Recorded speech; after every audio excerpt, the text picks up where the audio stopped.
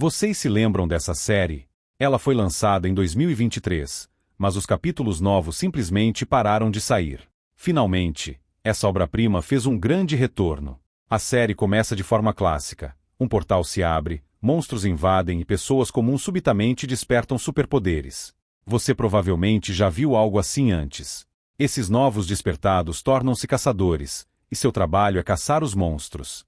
Avance uma década após todo esse caos dos portais, e conhecemos nosso protagonista, Kang Jion. O cara leva uma pancada de um enorme bloco de diamante, cai no chão e começa a sangrar loucamente. Ele está convencido de que é um completo perdedor porque, ao contrário dos valentões ao seu redor, que despertaram superpoderes chamativos, tudo que ele tem é regeneração. No papel, regeneração é uma habilidade de rank S, mas para Kang, nem tanto. Toda vez que ele se cura, a dor é insuportável.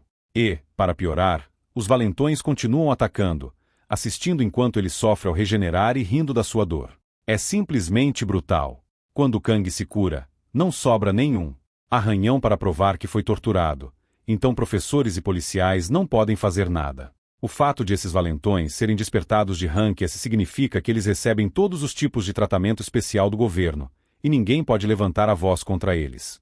Kang está praticamente preso em um sistema que favorece os poderosos. A razão pela qual ele ainda suporta tudo isso não é porque ele é fraco, mas por causa de sua mãe. Seu pai morreu quando ele tinha apenas 5 anos, e agora ele está se esforçando para terminar essa escola de especialização para despertados. E se formar, se tornar um caçador e sustentá-la. Ele sofre em silêncio, pensando que com sua habilidade de regeneração poderia ao menos se tornar um caçador de rank C. O salário não seria muito, mas ele tinha esperanças de viver uma vida melhor com sua mãe, em paz, só os dois. Mas esse sonho é destruído no dia do aniversário de sua mãe. Nesse dia trágico, ele descobre que ela foi hospitalizada após ser brutalmente espancada pelos mesmos valentões. Agora, ela está em estado vegetativo, e seu mundo desmorona instantaneamente. Os investigadores classificam o incidente como um acidente, distorcendo os fatos e alegando que aqueles despertados apenas estavam presentes no restaurante da mãe de Kang. Mas aqui está o que realmente aconteceu. Um dos idiotas tentou impressionar a mãe de Kang mostrando seus poderes de diamante.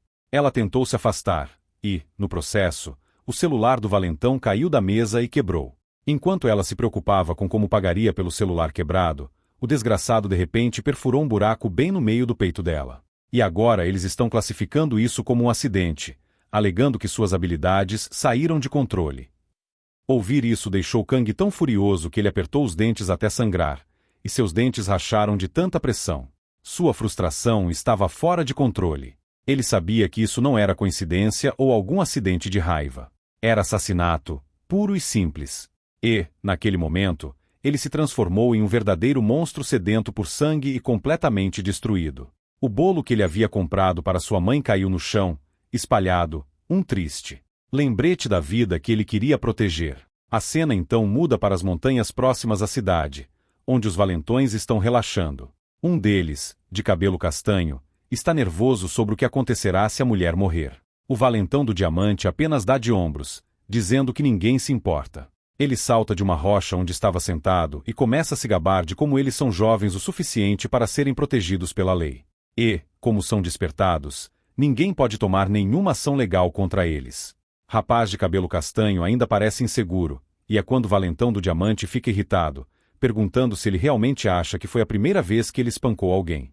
Nesse momento, nosso protagonista aparece e começa a correr em direção aos palhaços. Eles olham para ele e se perguntam quem diabos ele é.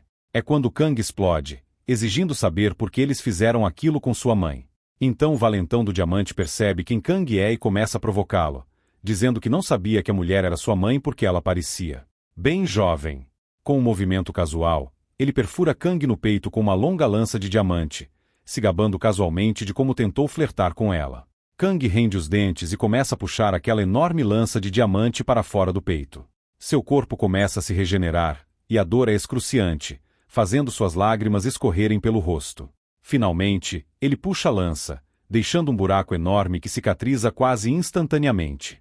O valentão do diamante rapidamente conjura mais lanças de diamante, com outro movimento, lança uma rajada dessas agulhas afiadas, que perfuram o corpo de Kang de todas as direções.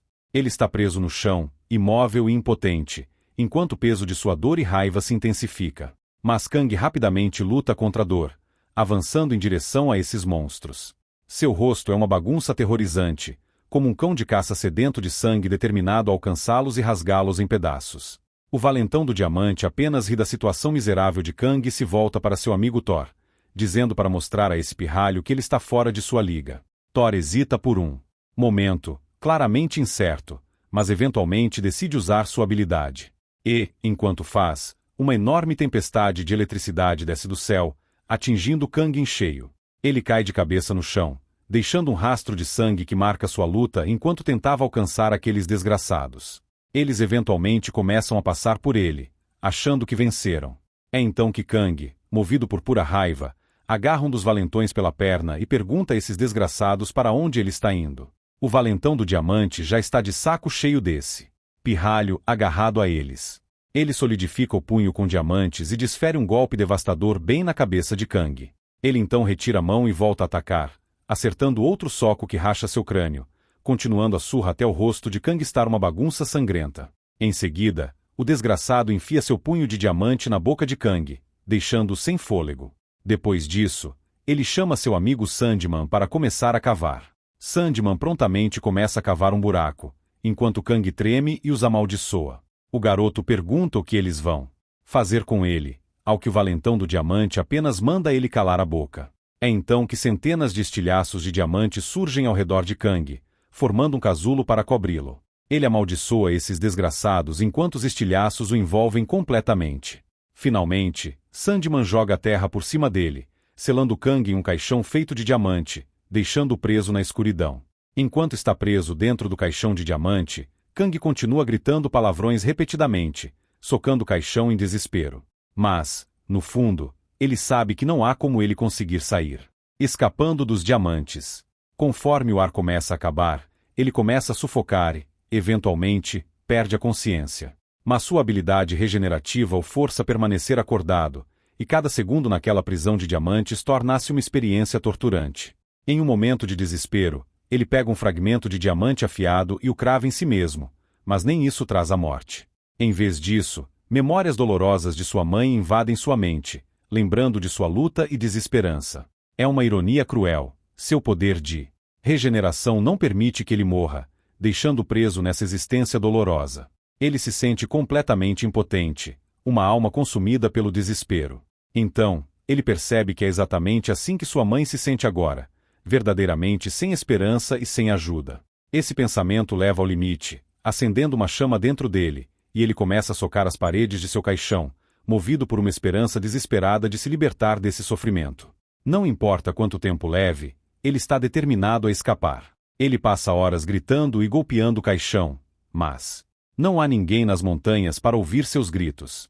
Aqui, vamos fazer uma pausa para explicar como a nova versão desse quadrinho mudou a habilidade de regeneração de Kang para uma habilidade de manifestação de exoesqueleto, que ajuda a endurecer seu corpo. Em vez de ficar preso em um caixão, a nova versão introduz o conceito dos portões vermelhos. Quando aqueles idiotas estavam o intimidando, um portão vermelho apareceu, e, em vez de reportá-lo às autoridades, eles jogaram Kang dentro dele. Basicamente, um portão vermelho é um fenômeno onde um portão se torna vermelho e monstros não saem de lá, embora não tenha sido revelado muito mais sobre isso. A razão para isso é que ninguém entrou em um portão vermelho e saiu vivo. O lugar está cheio de todos os tipos de monstros aterrorizantes imagináveis, e Kang caiu vítima desses monstros. Novas pesquisas mostram que aqueles que entram em um portão vermelho se tornam monstros por causa do que há dentro. Kang se torna um dos monstros dentro do portão e destrói todos os outros monstros. É assim que ele se transforma nesse personagem impressionante. Após algum tempo, ele finalmente sai do portão vermelho, mais forte do que nunca, graças a essa misteriosa habilidade regenerativa que ele ganhou da névoa vermelha. Seu exoesqueleto também ficou mais forte após ser dilacerado pelos monstros repetidamente. Na versão antiga, é diferente, e vou explicar isso em breve. Então, vamos retomar a versão antiga da história. 5 anos se passaram desde que Kang ficou preso no caixão de diamante. Vemos aqueles 3 idiotas que o trancaram naquele inferno, e eles estão sendo transmitidos ao vivo em um programa. O apresentador chama esses desgraçados de heróis altruístas que estão fazendo trabalho voluntário pelo país. Os canalhas afirmam que sentem alegria sempre que ajudam os necessitados e ainda sentem isso. O apresentador, então, pergunta sobre os rumores de seu passado, especificamente que eles machucaram um civil 5 anos atrás devido a um descontrole de habilidades. Um silêncio repentino toma conta do palco, enquanto o idiota faz uma pausa dramática antes de explodir em lágrimas falsas, alegando que a vítima era mãe de um amigo próximo. Seus 2 amigos olham confusos, completamente desnorteados por ele estar inventando tudo isso. Então, o garoto dos diamantes afirma que pediu desculpas a Kang, mas não conseguiu contatá-lo desde então. Ele insiste que quer se desculpar novamente e que está genuinamente arrependido pelo que aconteceu. No momento em que ele diz isso, o portão principal do palco é arremessado contra o garoto dos diamantes, que rapidamente se salva com suas habilidades. Ele se sente irritado ao encarar quem ousou interromper seu pequeno show. Quando a figura misteriosa entra no holofote, o pânico irrompe no salão, com todos correndo por suas vidas. A entidade monstruosa começa a caminhar para frente, cada passo sacudindo o chão abaixo dela, e tenho certeza absoluta de que esse monstro é ninguém menos que Kang, agora encarando o garoto dos diamantes com raiva e sede de vingança. Nesse momento, Kang avança de onde está, e antes que o garoto de diamantes possa reagir, ele vê um soco direcionado diretamente para seu rosto, pronto para causar um sério dano cerebral. Justo quando a tensão atinge seu pico e estamos prestes a testemunhar o banho de sangue, a cena retorna ao tempo em que Kang ainda estava preso naquele caixão de diamante. Ele perdeu toda a noção de tempo, sem saber se está preso lá há 1 mês ou talvez até 1 ano. Tudo o que ele sabe é que os diamantes não têm nenhum arranhão depois de socá-los por um tempo que parece eterno. Ele percebe que sua habilidade regenerativa é diferente das outras. As lesões contínuas desencadeiam uma regeneração excessiva, e ele evolui para uma versão mais forte de si mesmo. Seu exoesqueleto emerge, e dentro daquela sepultura, ele destrói seu corpo repetidamente, regenerando-se a cada vez. Ele sente toda a dor, seu sangue espirra, sua carne se rasga, seus ossos se partem, e, ainda assim, ele continua se destruindo. A agonia se torna pior que a própria morte. Mas toda essa dor excruciante vale a pena quando ele finalmente vê a luz do mundo exterior. No presente, assim que ele acerta um soco no rosto daquele desgraçado, os olhos do cara quase saltam e ele é arremessado para longe, deixando seus amigos paralisados. No lugar, enquanto assistem a este monstro literal os atacando do nada. Kang se lembra das palavras que aqueles idiotas disseram a ele, desafiando-o a sair se conseguisse, e agora ele está bem na frente deles, lembrando-os de que finalmente conseguiu. Surpreendentemente, o garoto dos diamantes começa a se levantar rapidamente e diz a seus amigos para matarem Kang. O garoto da eletricidade, desesperado para se defender, tenta eletrocutar Kang, mas isso não tem efeito algum. Ele apenas cerra os dentes, movido pela raiva, e se lança contra o garoto elétrico, cortando sua cabeça fora. A cabeça gira no ar, com sangue espirrando para todos os lados. O corpo sem cabeça finalmente colapsa junto com sua cabeça. O outro idiota então tenta derrubar nosso garoto. Ele usa seus poderes de areia para conjurar um monte de rochas tentando esmagá-lo, mas nosso cara simplesmente atravessa essas rochas, sacudindo os escombros e agarrando o desgraçado pela mandíbula. Depois de prendê-lo no chão, ele balança o punho e, bum, explode a cabeça do cara. Enquanto isso, o garoto dos diamantes se aproxima sorrateiramente por trás e acerta um golpe esmagador na cabeça do nosso protagonista.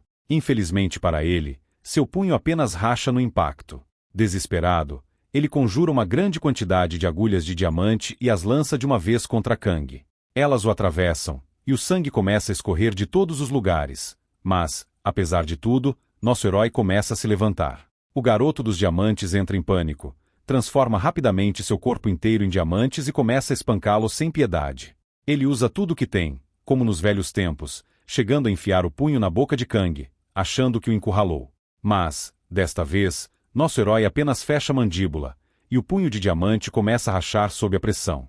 Kang então crava um osso afiado no peito do valentão, que, em desespero, conjura uma lança gigante de diamante que surge do chão, perfurando o peito de Kang e levantando cerca de 2 metros do chão.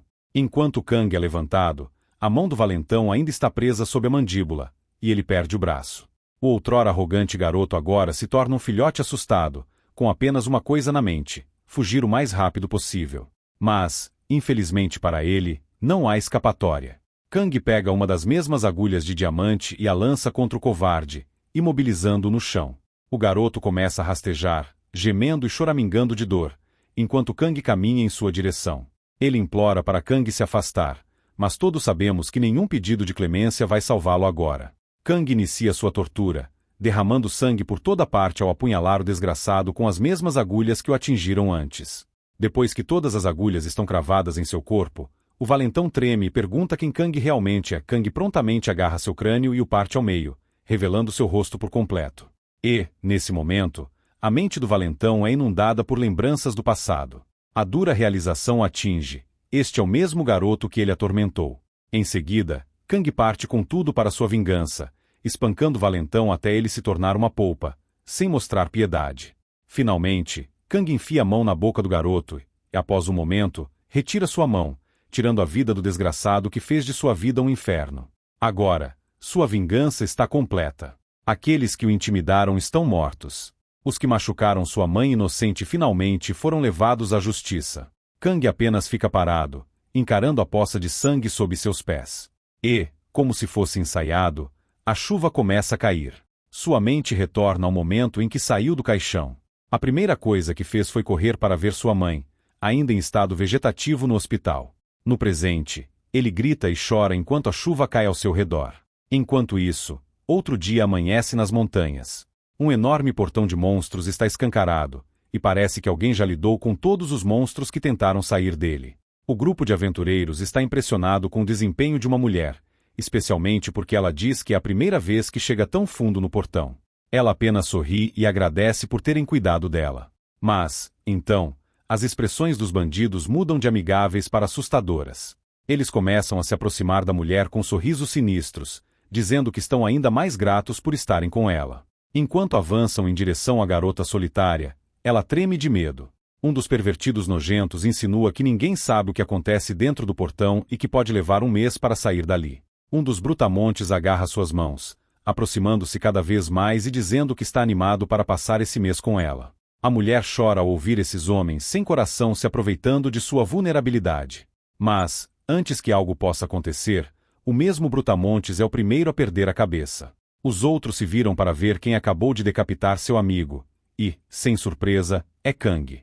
Ele não parece nada menos que um monstro. Até os aventureiros começam a se perguntar se deixaram um verdadeiro monstro para trás enquanto limpavam a área. Eles começam a lançar ataques, mas nada o machuca. Todo fogo e energia roxa apenas se dispersam como se não fossem nada. Um homem com uma espada avança contra Kang, mas, assim que sua espada atinge os ossos resistentes de Kang, ela se despedaça. O homem observa impotente enquanto sua espada brilhante se desfaz, antes de também cair morto. Os outros palhaços entram em pânico, questionando se monstros assim realmente existem no portão. Mas, antes que possam falar mais bobagens, Kang balança a mão, e eles perdem suas cabeças instantaneamente. Após cortar todos eles, ele caminha em direção à mulher, que está tremendo e chorando copiosamente, enquanto ele paira sobre ela como um verdadeiro badass. Ele a encara com a cabeça erguida, mas, conforme as lágrimas escorrem pelo rosto dela, ela começa a agradecê-lo por salvar sua vida. Em resposta, Kang retribui o gesto de forma brutal, cortando a cabeça dela. Ela morre instantaneamente, enquanto ele fica ali parado, refletindo sobre suas escolhas. De repente, uma mulher aparece por trás e pergunta como ele se sente agora que conseguiu sua vingança. Ela se apresenta como Lee Hyuman, a chefe da Associação de Caçadores da Coreia. Kang se vira ao som de sua voz e pergunta como ela sabe quem ele é. Ela explica que o tem observado desde o incidente de 5 anos atrás, quando sua mãe foi ferida e ele foi enterrado. Sem hesitar, ele se lança contra ela com um soco que quase a acerta, mas ela diz repentinamente que pode salvar sua mãe. Ele congela no lugar, mas a força do golpe espalha detritos. Ele pergunta o que diabos ela está falando, e ela prontamente diz que pode acordar sua mãe, pois é a única curandeira de Hankias. Kang então pergunta como deve confiar nela. Ela o lembra de que não era o hospital que mantinha sua mãe viva todos esses anos enquanto ele estava enterrado. Ao ouvir isso, Kang vai direto ao ponto e pergunta o que ela quer em troca. A mulher sorri e explica que o problema é que os caçadores são fortes demais. A maioria das forças militares não são páreo para eles, e há até caçadores mais poderosos que armas nucleares. Graças a eles, os monstros nos portões foram quase todos eliminados, mas os portões em si não desapareceram. Agora, sem monstros, esses portões estão sendo usados como caminhos, e nações os utilizam para travar guerras com caçadores. Até mesmo a Coreia não tem caçadores suficientes para enfrentar os caçadores japoneses que estão invadindo seu território. Mas agora aqui, nosso protagonista está aqui. Ela acredita que ele é o único capaz de lidar com isso. Ela explica que, se responderem aos japoneses com seus próprios caçadores, isso pode escalar para uma guerra total, mas um monstro como ele não seria problema. Basicamente, ela está pedindo que ele faça o trabalho sujo dela e, em troca, salvará sua mãe. No presente, é exatamente por isso que ele matou aquela garota aparentemente comum. Ela também era japonesa. Sempre que pensa em sua mãe, ele se sente motivado a aceitar qualquer trabalho necessário para salvá-la. A cena muda para o Japão, dentro da residência oficial do primeiro-ministro. O chefe supremo está conversando com seu ministro da Defesa. Ele pergunta se há monstros fortes nos portões, ao que o secretário responde que não. Então, o velho pergunta se há caçadores fortes na Coreia. Novamente, o secretário diz que não, e é aí que o primeiro-ministro perde a paciência e pergunta por que seus caçadores ainda não dominaram a Coreia. O careca que você vê é Ryuzaki Juto, o primeiro-ministro japonês, e o secretário rapidamente se desculpa, prometendo consertar a situação. O velho quer saber o que ele pretende fazer, e o secretário insiste que ele mesmo lidará com o problema. Aparentemente, o ministro da Defesa também é o caçador número 1 do Japão, Eiko Kagaru.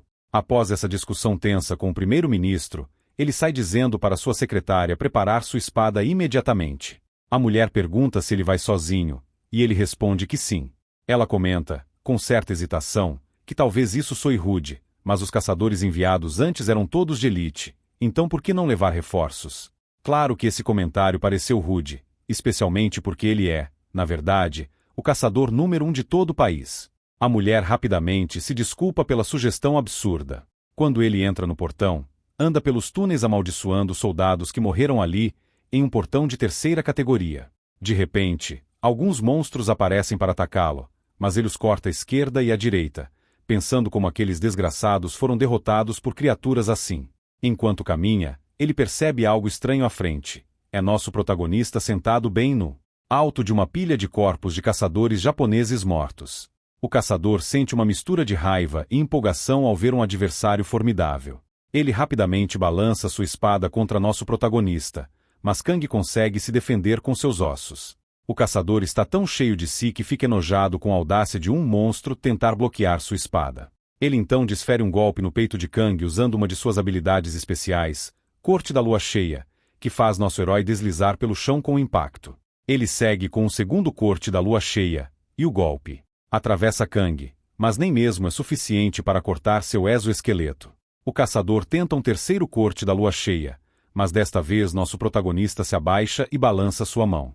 Quando está prestes a decapitar o desgraçado, o caçador rapidamente corta sua mão. Enquanto a mão cortada voa, o caçador balança sua espada mais uma vez, e descobrimos que sua cabeça também foi cortada, rolando pelo chão. Os olhos de Kang se movem enquanto memórias de seu pai inundam sua mente. Ele se lembra de como seu pai estava sempre ocupado com o trabalho, mas era caloroso e amigável, algo que ele realmente valorizava. Tragicamente, seu pai morreu salvando, empurrou o filho para longe e foi atropelado por um ônibus. Com o pai morto, o negócio da família faliu, deixando-os enterrados em dívidas. Sua mãe se esforçava ao máximo para sobreviver, e, sempre que ele perguntava se ela estava tendo dificuldades, ela sorria e dizia que estava bem. Todas as noites, ele não conseguia dormir e chorava porque não suportava vê-la lutando e chorando por causa dele. Ele pensava que ela não deveria sofrer por alguém como ele. Então, um dia, pegou um estilete e começou a cortar o pulso, pensando que isso a libertaria. Justamente nesse momento, sua mãe entrou no quarto. Quando ele se virou para ela, com lágrimas escorrendo pelo rosto, revelou que havia despertado. Ele a abraçou com força e prometeu que se tornaria um caçador e a faria feliz. Pelo menos, era o que ele achava, até ela acabar no hospital. Ele se lembrou das palavras de Lee Hillman ecoando em sua mente. Ela lhe contou como o equilíbrio do mundo havia sido quebrado e que muitas nações já haviam sido conquistadas por caçadores. Ela o alertou de que o Japão era seu maior inimigo e implorou que ele se tornasse o monstro da Coreia para caçar esses caçadores. No presente, o caçador orgulhosamente afirma ser o caçador mais forte do Japão. Ele guarda sua espada e murmura para si mesmo sobre como já perdeu muito tempo, decidindo que precisa ir para a Coreia pessoalmente. Mas, nesse momento, ele fica chocado quando o crânio de Kang morde forte em seu pé. Ele olha para o esqueleto, confuso sobre como isso é possível. Ele percebe que há algum tipo de habilidade de regeneração, mas ele literalmente acabou de cortar a cabeça do inimigo. Como isso está acontecendo? Enquanto sente dor, ele rapidamente pega sua espada e golpeia novamente o crânio de Kang. Em seguida, ele usa sua habilidade da lua, e, de repente, um padrão de pentagrama aparece bem debaixo de seus pés. O caçador desaparece do lugar, movendo-se à velocidade da luz. Uma série de clones feitos de luz lunar surge, todos avançando diretamente contra Kang. Eles desferem o 12º corte da lua, obliterando Kang em pequenos pedaços. A força dos golpes espalha os restos do nosso protagonista por toda parte, com fragmentos dele até saindo do portal. O golpe final foi tão intenso que destruiu uma montanha do lado de fora após ser atingida pelos cortes perdidos. Mesmo dentro da masmorra, as rochas foram cortadas em blocos. O caçador finalmente relaxa, avançando enquanto arrasta sua perna mordida, murmurando para si mesmo que não esperava que aquela criatura o mordesse. Ele decide curar a ferida imediatamente, mas enquanto pensa nisso, um osso perfura sua outra perna. O homem começa a suar ao sentir uma aura mortal vindo de trás. É claro que é nosso protagonista, ainda perseguindo o mesmo depois de perder toda sua carne. Kang não vai deixar esse desgraçado escapar. Ele está aqui para terminar o que começou. O caçador pega sua espada novamente, liberando toda sua fúria, mas não sabemos o que acontece em seguida, pois a cena muda para o lado de fora do portal, no Japão, onde o primeiro-ministro junto com um grupo inteiro de caçadores está ao lado do portão. E esses caras não são qualquer um, são os caçadores de elite do Ministério da Defesa, todos reunidos ali. A secretária pergunta se realmente precisam de tantas pessoas para lidar com apenas um portão. O careca então lembra a ela que já faz 3 dias desde que o secretário de defesa entrou, e ele está preocupado, se perguntando por que ainda não saiu.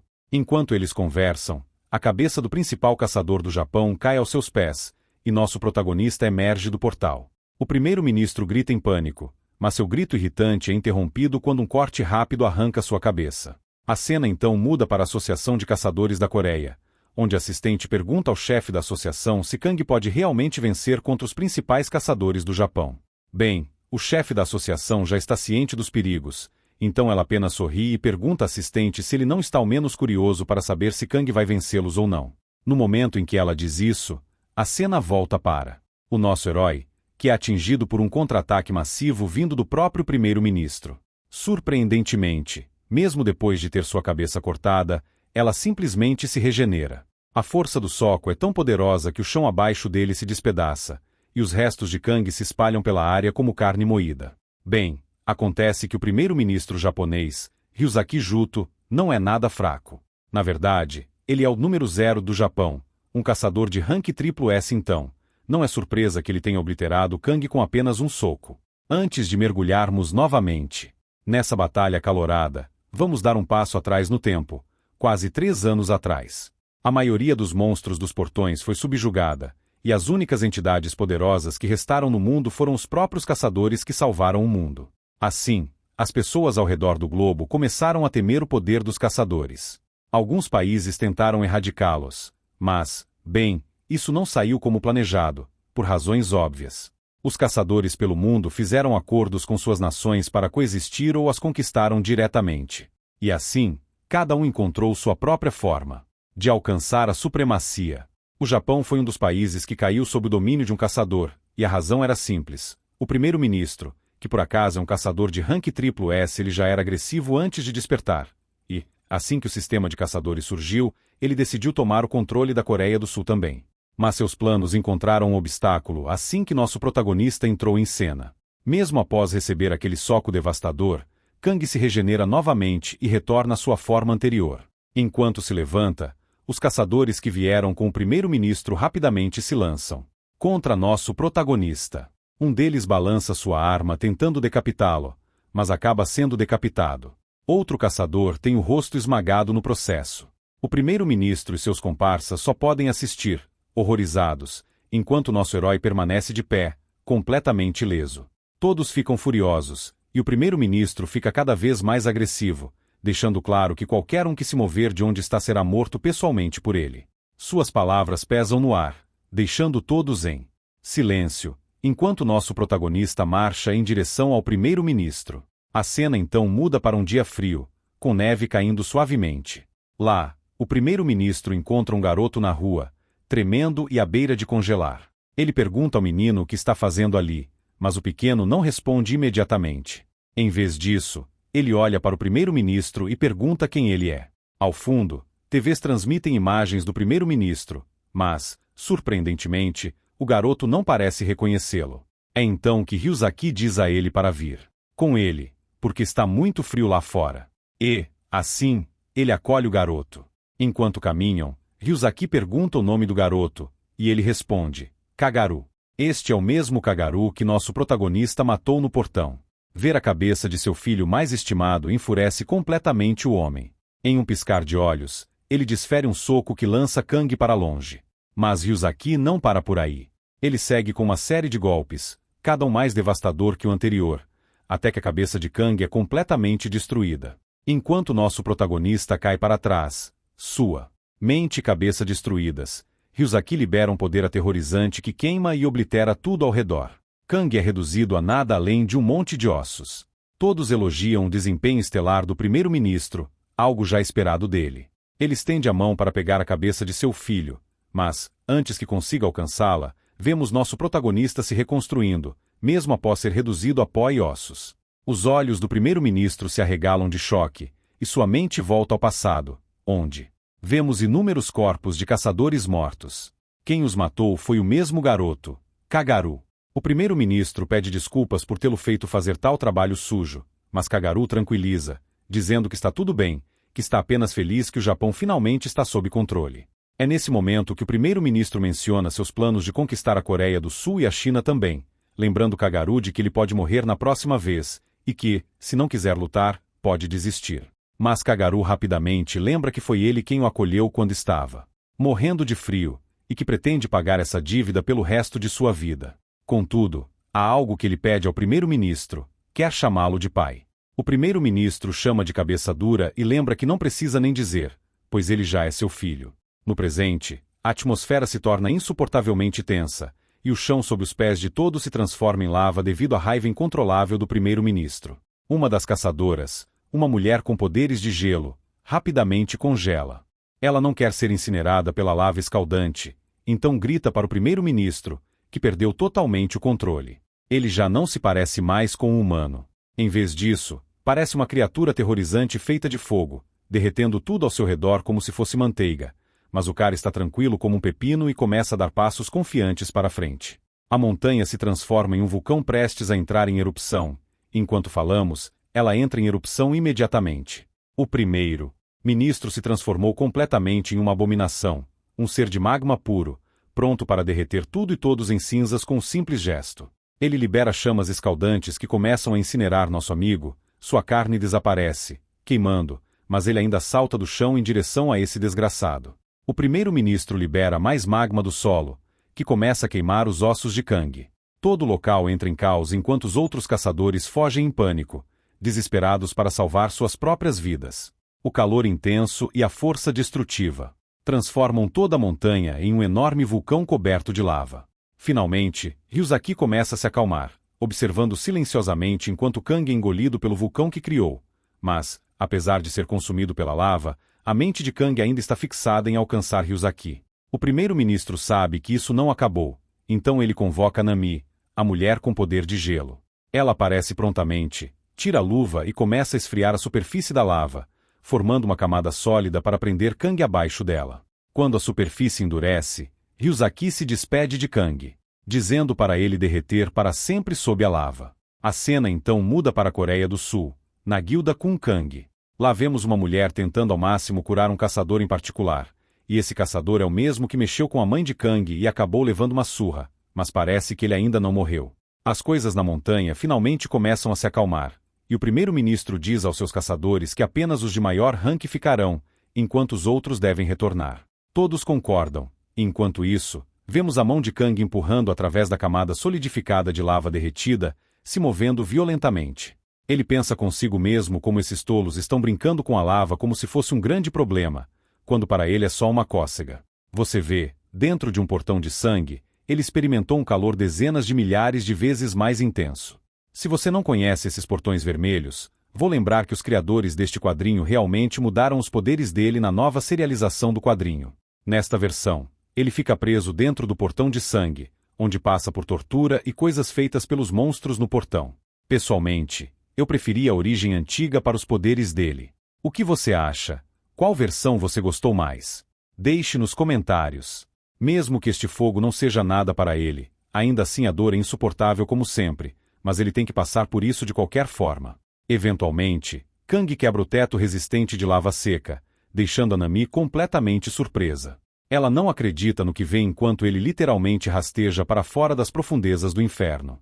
O primeiro-ministro está certo de que as coisas vão ficar feias, então ele diz para Nami reunir os outros caçadores e encontrar um lugar seguro para se esconder. Ela olha para trás para Kang e consegue entender por que o primeiro-ministro está tão suando. Então, o primeiro-ministro pula para dentro do vulcão, pousando bem ao lado do nosso amigo. A cena então muda para o passado no Japão, onde a Nami pergunta por que ele está se sobrecarregando, lembrando-lhe que a regeneração de magma não é onipotente. O primeiro-ministro responde dizendo que, entre as 4 grandes nações, que são Estados Unidos, China, Rússia e Japão, o Japão é o mais fraco. Ele teme que, se não conseguirem absorver a Coreia do Sul, o Japão pode não sobreviver. A Nami abraça seu braço musculoso, tentando confortá-lo. Ela lembra que muitos dos caçadores deles morrerão no processo, mas o primeiro-ministro deixa claro que ele lutará sozinho, se necessário. Ele está disposto a sacrificar seu próprio corpo, se isso significar proteger seu país. Com essa determinação em mente, o primeiro-ministro soca o chão com tanta força que Kang é jogado para trás pela força. Ele então carrega rapidamente seu punho com imenso poder e desfere um soco tão massivo que Kang é lançado contra a parede do vulcão, quebrando-a no processo. Ryuzaki não dá trégua, continuando seu bombardeio implacável. Quando Kang é jogado para os lados, ele recupera seu equilíbrio, mas o primeiro-ministro lança mais uma onda massiva de fogo em sua direção. As chamas atingem seu alvo, separando as mãos de Kang e lançando seu corpo para longe.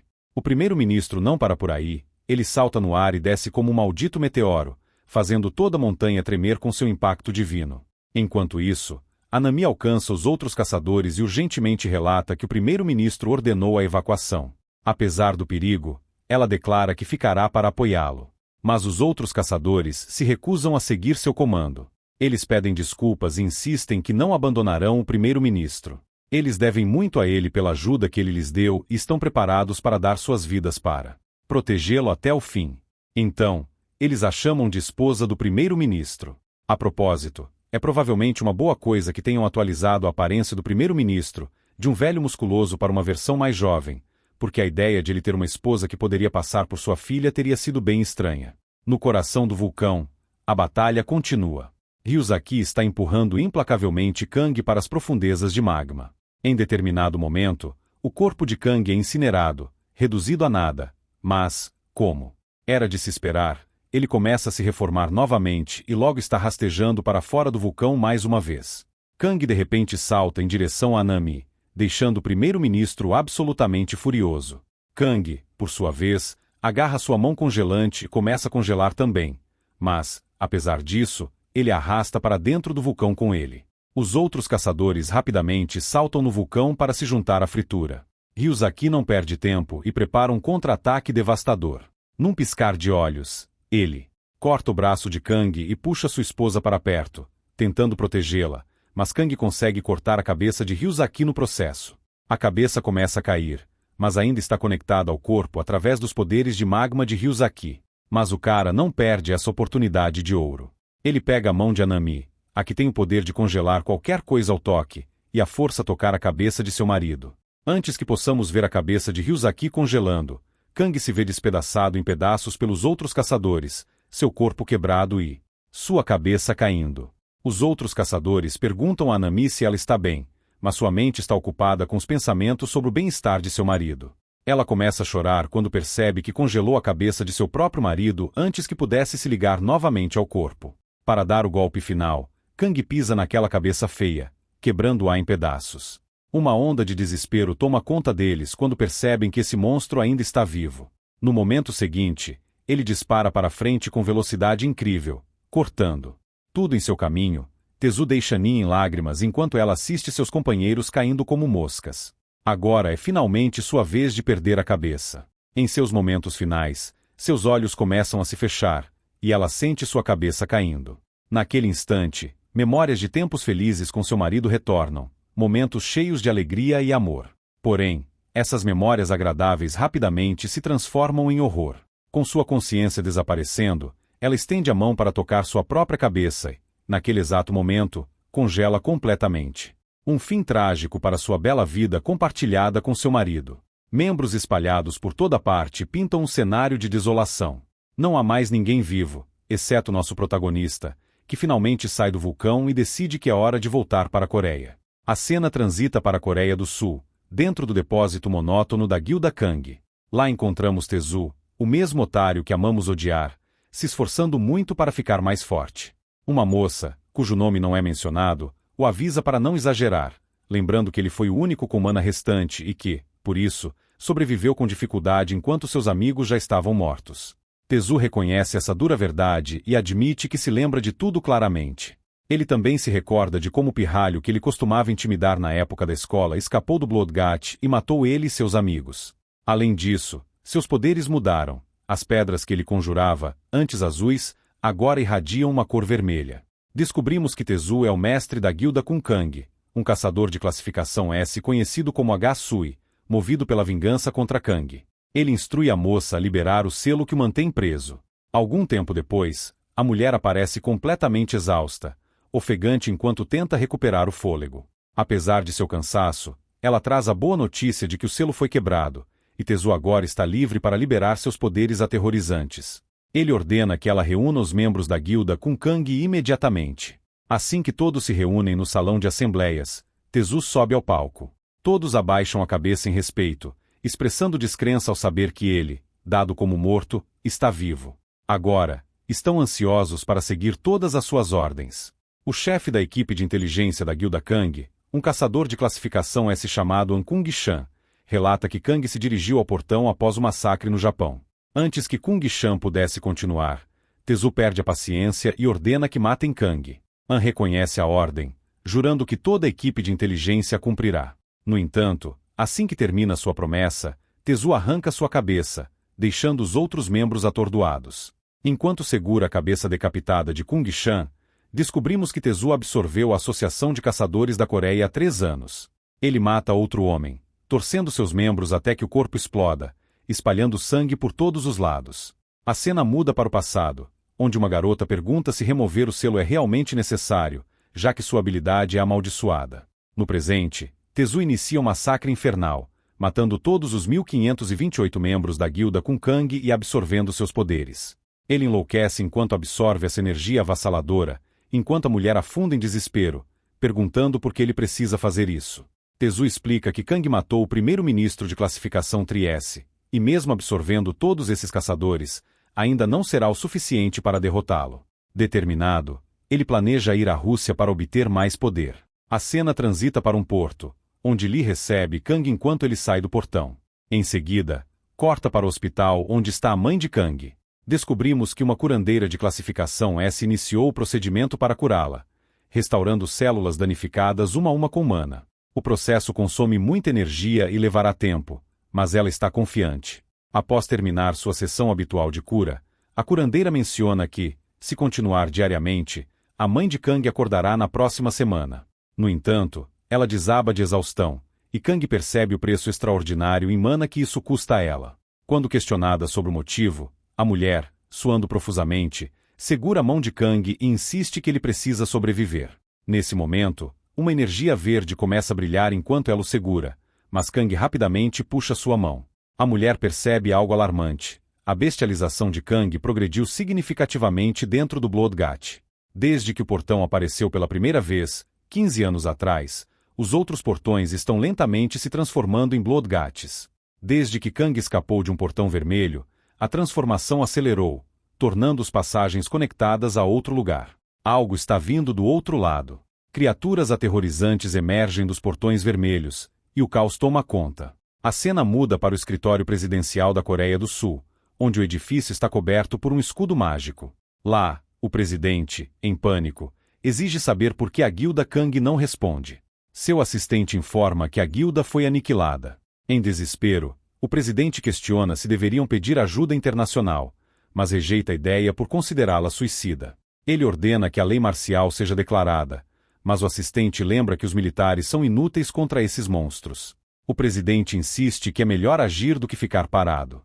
Ele menciona que a guilda Kun Kang não era sua única carta na manga. A segunda guilda mais forte da Coreia, a Guilda Dosa, possui caçadores de alto nível, incluindo o Jin, um rank A, e Kang, outra rank A. A terceira guilda mais bem classificada da Coreia, conhecida como Guilda de Vinil, conta com Vinil Man, enquanto sua parceira é uma atiradora chamada Supervoma. Já a quarta guilda mais bem classificada, a Guilda Young Hawk, possui 2 caçadores rank A, Young Hawk e Nanjunion. Enquanto falamos, esses caçadores já estão trabalhando juntos para afastar os monstros aterrorizantes que emergem dos portões. No entanto, parece que perdi meu fôlego ao apresentar esse grupo de heróis, pois eles já foram derrotados por um único golpe da palma de um monstro. Entre a destruição, vemos nosso protagonista observando a cena. Ele pergunta aos humanos se, por causa dele, os monstros estão aparecendo e se isso significa que as mortes dos caçadores também são culpa sua. Um humano encara e, com seriedade, pergunta o que ele pretende fazer a respeito. Nesse momento, avistamos uma garota na estrada, prestes a ser esmagada pela palma de um monstro gigante. Como esperado, nosso protagonista intervém, cortando o monstro ao meio e salvando a donzela em perigo. Parece que agora ele encontrou sua resposta para a pergunta feita sobre sua responsabilidade. Kang então revela que, quando morreu dentro do Bloodgat, os portões de mana tentaram transformá-lo em um monstro. Ele mal suportou e acabou com uma habilidade de regeneração anormal, ou pelo menos era isso que ele pensava. Na realidade, ele não possui uma habilidade de regeneração. O mana simplesmente não deixa morrer até que ele se transforme em um monstro completo. Frustrado, Kang se lembra de como finalmente estava tentando viver uma vida pacífica cuidando de sua mãe, mas agora esses monstros começaram a invadir sua vida novamente. Apertando o maxilar em fúria, ele agarra um dos monstros e o despedaça. Enquanto destrói os inimigos, a cena muda para o interior dos portões vermelhos, onde todos estão conectados. Lá, ouvimos uma voz perguntando se aquele garoto é o responsável pela rachadura. A voz pertence a uma criatura morta-viva aterrorizante, composta apenas de ossos. Antes que possamos descobrir mais sobre a entidade, a cena retorna. No passado, Kang fazendo uma promessa a Y. Ele continuará matando monstros, mas ela deve continuar curando sua mãe em troca. Y concorda, dizendo que realizará o tratamento do bunker subterrâneo. Ela pede que Kang lute com todas as suas forças. De volta ao presente, enquanto Kang extermina os monstros, percebe algo familiar sobre eles. São os mesmos com quem lutou no Bloodgat durante 5 longos anos. Ele se dá conta de que há um limite para o número de monstros que podem sair de um portão. Como a atividade dos monstros diminuiu, Kang conclui que já eliminou todos os próximos. Ele acredita que, se exterminar todos os monstros de todos os portões vermelhos, finalmente poderá viver feliz com sua mãe. Mas isso não será fácil. Kang avista militares que, ao identificá-lo, esperam ordens do comandante. Apesar de Kang ter matado apenas monstros, o comandante declara que ele deve ser contido, pois é a causa do desastre. Sem demora, os militares começam a bombardeá-lo com todo o poder de fogo disponível. Ferido e em sofrimento, Kang implora para que parem, mas os ataques continuam. Lágrimas brotam de seus olhos enquanto ele é brutalmente atingido. Quando os ataques finalmente cessam, um portão vermelho próximo começa a reagir. Kang se lembra do aviso de que portões vermelhos abertos por toda parte dificultariam o controle de sua monstruosidade. Eventualmente, sob a influência do portão, Kang perde o controle e extermina todos os soldados à vista. Em meio aos corpos, ele vê algo que o faz chorar lágrimas de sangue. A cena então muda para o passado, onde Kang relembra todo o sofrimento que enfrentou. Entre os valentões, havia um garoto que sentia pena dele e frequentemente perguntava por que Tezu e seus capangas o perseguiam. Kang dizia que era um alvo fácil. Em um momento de frustração, Kang pediu ao amigo que fingisse não conhecê-lo para evitar se tornar alvo dos mesmos agressores. Irritado, o amigo tentou fazê-lo mudar de ideia, mas Kang, envergonhado, evitava contato visual. O amigo, relutante, parecia desistir. Mas ele não desistiu. Em segredo, usou sua habilidade desperta para reunir evidências contra os agressores. Seu olho direito tinha o poder de capturar qualquer informação visual. Com as provas em mãos, ele montou um caso forte e enviou tudo para a polícia, o Departamento de Educação e a mídia. No entanto, no dia seguinte, tragicamente, ele teve seu olho direito arrancado. Antes de partir, ele se desculpou com Kang por não poder mais acompanhá-lo na escola. Cheio de raiva e tristeza, Kang jurou levar os agressores à justiça. Mas o amigo, com um olhar sério, agarrou seu ombro e disse: "Não cometa esse erro. Lembra-lhe que agora que ele perdeu sua habilidade, ele é apenas um humano comum." Mas seu amigo permanece otimista, dizendo que não há muito na vida de qualquer maneira e ele planeja se juntar ao exército, e agora a cabeça desse mesmo amigo está presa nos ossos de Kang. O fato de ele ter matado seu único amigo de infância o deixa completamente devastado. Monstros avançam contra ele por trás, mas em um acesso de raiva e desespero, ele rapidamente o corta. Esses monstros tiraram tudo dele e ele os quer destruídos. A próxima cena muda para a presidência. Casa onde o presidente observa nosso garoto causando estrago. Seu assistente ao lado dele revela que a criatura que eles estão vendo na transmissão é a mesma que matou o mestre da guilda Kyun Kang e o primeiro-ministro do Japão, e ele também é o responsável pelo aparecimento dos portões vermelhos. Depois de alguma investigação, conclui-se que eles têm que matá-lo para retornar esses portões vermelhos ao normal, mas o presidente está curioso sobre o porquê desse monstro estar lutando contra os outros monstros. O assistente responde que eles ainda não descobri isso. Mas o importante é que nem mesmo os outros monstros têm chance contra essa criatura. O sangue de Gates começou a se espalhar para o exterior e eles não podem mais adiar. O presidente pergunta sobre os caçadores domésticos e o assistente revela severamente que todos eles foram completamente aniquilados. O presidente agarra a cabeça em total frustração porque isso levou a tomar uma decisão que ele nunca quis tomar, que é entrar em contato com os outros países para obter ajuda. A cena então transita para um lugar sombrio onde este velho corrupto revela ao seu mestre que o monstro que matou os caçadores na Coreia e no Japão também é responsável pelos portões de sangue. Isso desperta o interesse do mestre e ele fica bastante intrigado para saber mais sobre nosso garoto. Acontece que esse homem é o cara número 1 da China, Lun Guan.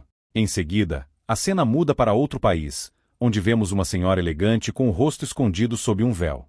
Ela parece bastante irritada ao descobrir que nosso garoto é o responsável por tudo o que está acontecendo.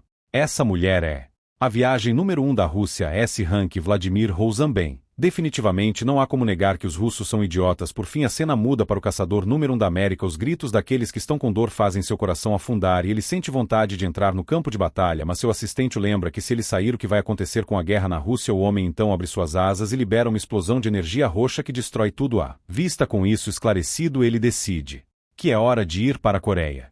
Esse homem é o Steven Lucas do Rank Triplo. Essa cena se transforma em um flashback onde nosso garoto narra como ele passou 5 anos lutando contra monstros dentro do Bloodgat. Ele descreve as condições extremas que ele enfrentou, onde ele não conseguia nem comer, beber ou dormir, lutando apenas para sobreviver, completamente morto em seus pés. Toda vez que ele começava a perder sua racionalidade, a monstrificação tentava assumir o controle, mas cada vez ele se lembrava de 2 rostos, um de sua mãe que tinha entrado em estado vegetativo e o segundo rosto daquele bastardo responsável por isso.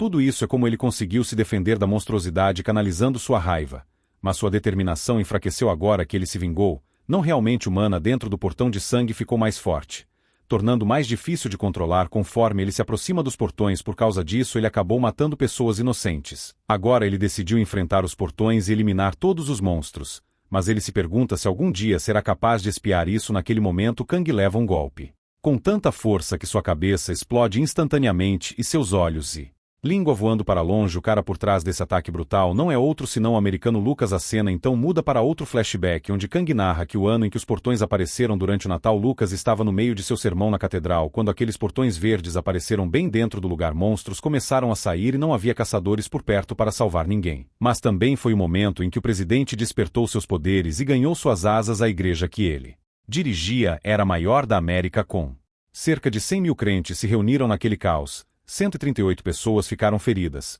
mas graças a ele não houve nenhuma morte. Ele se tornou o primeiro SSS desperto no mundo e foi assim que ele ganhou sua reputação como o herói que salvou a América quando Kang era mais jovem. Ele costumava admirar esse homem e agora o mesmo herói está bem na frente dele. Enquanto Kang se regenera e se levanta, ele se pergunta por que Lucas está em seu país. O homem, no entanto, não perde mais um segundo e começa a bater forte em Kang, mas apesar de todos os seus esforços, ele é Desapontado ao ver Kang se regenerando repetidamente frustrado, ele usa suas habilidades novamente, forçando Kang para trás, mas assim que Kang está prestes a ser empurrado para o portão vermelho, ele consegue se afastar instantaneamente. Kang então nos revela que seres despertos podem se comunicar diretamente através de mana, então ele decide tentar falar com Lucas. Ele rapidamente diz a ele que ele não é o monstro que eles pensam que ele é, e assim que Lucas ouve isso, ele para imediatamente Kang. Então leva seu tempo explicando tudo o que está acontecendo e, assim que Lucas ouve seu lado da história, ele puxa Kang para um abraço, compartilhando sua dor e tristeza. Enquanto abraça com força, ele pergunta a Kang seu nome e nosso garoto responde imediatamente. Lucas então lamenta como ele só luta para salvar as pessoas, mas hoje ele teve que matar muitas delas. Ele tira suas roupas, revelando seu corpo esculpido, onde escreveu os nomes de todos que perdeu ao longo dos anos. Ele promete ajudar Kang e derrubar todos os monstros, mas avisa que durante esse processo a calamidade dos portões vermelhos se espalhará por todo o globo e muitas pessoas morrerão. Ele pede desculpas a Kang pelo que está prestes a fazer, pois fará de tudo para minimizar as baixas. Ele rapidamente adiciona o nome de Kang à lista de suas muitas vítimas, e não demora muito para Kang perceber que está ferrado. Lucas usa seus poderes aterrorizantes novamente para tentar matar Kang, e desta vez ele não está brincando. A cena faz a transição para o porão de um prédio, onde Y está curando a mãe de Kang enquanto assiste a luta ao vivo na transmissão. Sua assistente parece preocupada ao ver que Y está se esforçando tanto a ponto de começar a sangrar pelos olhos e nariz. Enquanto isso, na Rússia, uma mulher estala a língua em aborrecimento ao descobrir que Lucas exterminou todos no campo de batalha e partiu para a Coreia. O que mais a irrita é perceber que Lucas estava segurando seus poderes o tempo todo. Um soldado na transmissão informa que já perderam 80% de suas forças, tornando impossível manter a linha de frente. Ele acredita que os caçadores americanos tomarão conta da Rússia. No instante seguinte, o soldado encontra sua morte, aumentando a frustração da mulher. Ela deseja capturar o monstro do Ártico, pois acredita que isso facilitaria sua situação. Nesse momento, Tezu aparece e promete ajudá-la a capturar o monstro. A última vez que o vimos, ele estava em uma missão para ganhar poder e se vingar de Kang. Agora, ele está na Rússia, e será interessante descobrir seus verdadeiros motivos. Antes de vermos como essa mulher russa negocia com Tezu, aprendemos mais sobre o monstro do Ártico. Ele foi o primeiro monstro classificado como SSS já registrado. Quando apareceu, a base ártica da Rússia foi destruída instantaneamente. O governo russo, sem saber do portão, mobilizou todas as forças para contê-lo, mas falhou. Metade das armas nucleares do país foi usada contra ele, mas, sem o poder de mana, não conseguiram matá-lo. A radiação transformou a região norte da Rússia em uma terra de monstros. Para recuperar recursos, o governo russo declarou guerra aos Estados Unidos, explicando por que Lucas matou soldados russos anteriormente. Tezu afirma que pode matar o monstro. A mulher, desconfiada, pergunta sua identidade, e ele se revela como um caçador S da Coreia. Irritada com a atitude arrogante dele, ela usa seus poderes para imobilizá-lo, mas Tezu não recua e provoca a mulher. Ele promete derrotar a América também, o que a deixa ainda mais irritada. Eventualmente, ela decide levar a conversa adiante e pergunta se Tezu consegue lidar com a radiação. Ele responde confiante, e ela, impressionada com o turbilhão de poder dentro dele, oferece 30% das pedras de mana se ele derrotar o monstro. Ela logo aumenta a oferta para 50%, mas Tezu aceita o trabalho sem negociar. Voltamos para Kang, que está sendo destruído por Lucas. Lucas usa tanto poder que Kang começa a se desintegrar. Porém, seu olho permanece, permitindo que ele se regenere. Kang percebe que não pode derrotá-lo agora e tenta recuar, mas Lucas o agarra. Kang tenta atacá-lo com seu osso, mas o golpe atravessa Lucas, que é translúcido. Lucas o segura em um abraço mortal, desintegrando Kang novamente. Apesar de se regenerar, Lucas o mata repetidamente. Ele garante a Kang que não sentirá dor, mas isso desencadeia memórias dolorosas. Kang se lembra de sua habilidade de exoesqueleto, que o protegeu, mas trouxe uma dor excruciante. Entretanto, os ataques de Lucas superam até o pior sofrimento que Kang já enfrentou, colocando-o em um ciclo de desintegração e regeneração. A dor é tão intensa que atinge um nível transcendental. Em um flashback, Kang está na escola assistindo a um vídeo de Lucas quando Tezu se aproxima e pergunta sobre sua habilidade. Surpreso, Kang revela que sua habilidade é o exoesqueleto, algo que ele respeita profundamente. Manifestação. Este foi o momento em que T começou a direcionar sua atenção para Kang. A partir daí, O sofrimento de Kang, com bullying e dor, fez com que ele constantemente se perguntasse o que fez para merecer isso. O rei quebrado e derrotado questiona sua existência, pensando se ele e seu eu monstruoso deveriam continuar vivos. Se eles continuarem a viver, mais pessoas inocentes podem morrer. Mesmo se ele morrer, sua mãe poderá viver com segurança, um pensamento que parece o máximo que ele pode esperar. Seu eu monstruoso, no entanto, não compartilha dessas dúvidas, mostrando o dedo do meio para toda dor e arrependimento, recusando-se a ceder. Naquele momento, uma energia escura e vermelha começa a brilhar ao redor de Kang, atraída pelos portões vermelhos próximos, alimentando-o com imenso poder. Com essa força monstruosa, ele finalmente consegue abrir um buraco no corpo de Lucas. Lá em cima, um drone captura todas as imagens intensas, transmitindo ao vivo para todos. Os seguidores de Lucas assistem ansiosamente, rezando por ele, e entre eles está seu único filho. Enquanto isso, o prédio onde Yun estava curando a mãe de Kang começa a desmoronar.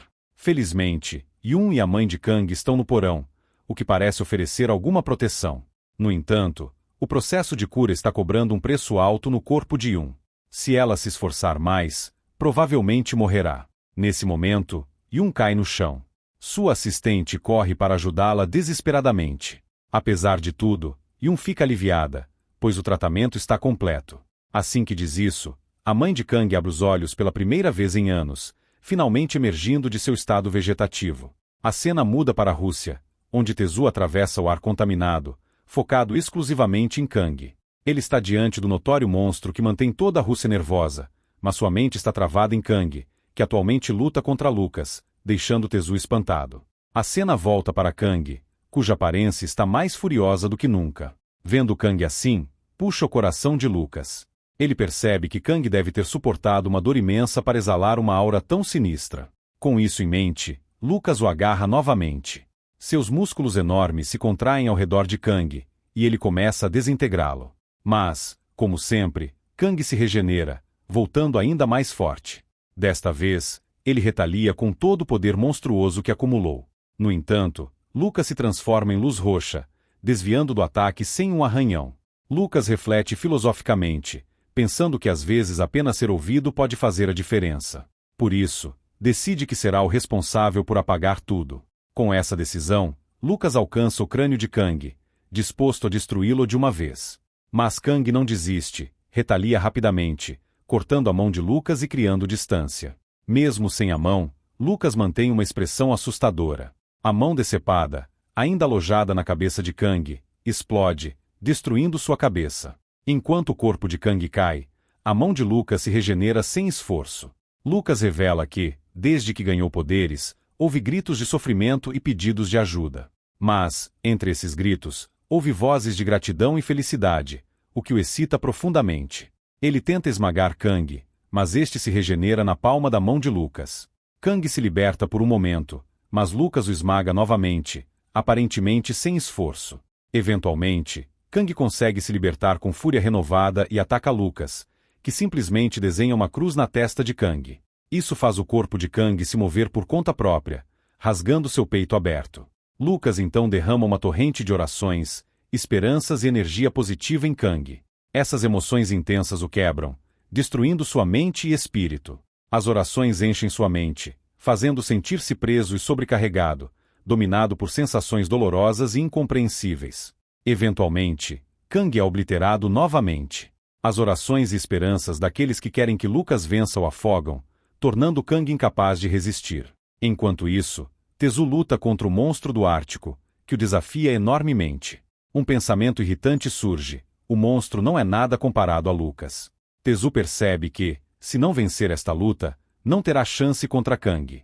Movido por essa percepção, Tezu desencadeia ataques implacáveis, determinado a vencer. Enquanto isso, Kang extrai poder dos portões vermelhos.